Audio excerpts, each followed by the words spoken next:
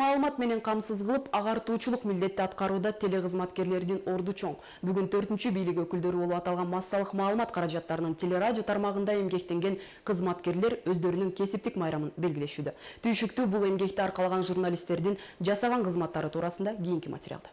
Улуу адамдар баштаган көч азыркыга чейин уланып, жылдан жылга кыргыз телеси өнүгүү жолунда. Өмүрүн теле тармагына арнаган инсандардын байкашынча телеге бир баш баккан адам андан алыс кете албай калат. Бул өзүнчө бир кызык кесип деп айтсам мен жаңылышпайм да.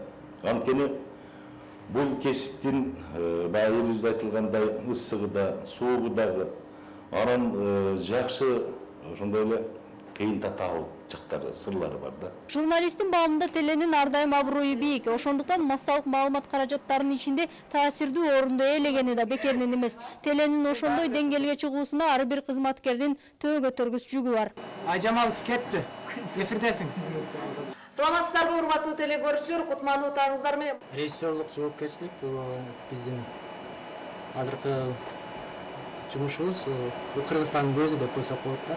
Эгерде кандайдыр бир секундта режиссер жаңылышып, телеэкрандан белгисиз бир багытта сюжеттер кетсе, демек Кыргызстандын көзүн биз кандайдыр боёгондукчу болсом, көзүн жаап салган болобуз да. Ошондуктан жоопкерчилик режиссерлордо аябай чоң.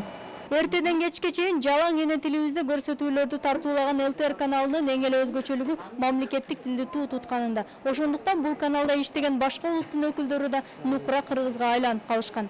ЛТР телеканалы жагат мага. Себеби бул жерде кыргыз тилинде программалар аябай көп кетет. Коллектив дагы жагат. Бул жерде көп достор таптым. Кызматкерлердин кубанганы акыркы убакта бул каналдын техникалык абалы бир кыйлага жакшырды. Заманбап каражаттар келип, канал өлкөнүн 90%-на чейин көрсөтүлө баштады.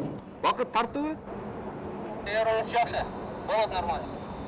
Тажрыйбасы көп журналисттердин сөзүнө караганда теле аркылуу көпчүлүк адам дүйнөгө болгон көз карашы өзгөрүп, жашоону таанып билет. Анткени телерадио турмуштагы эң зор мектептердин катарына кирет.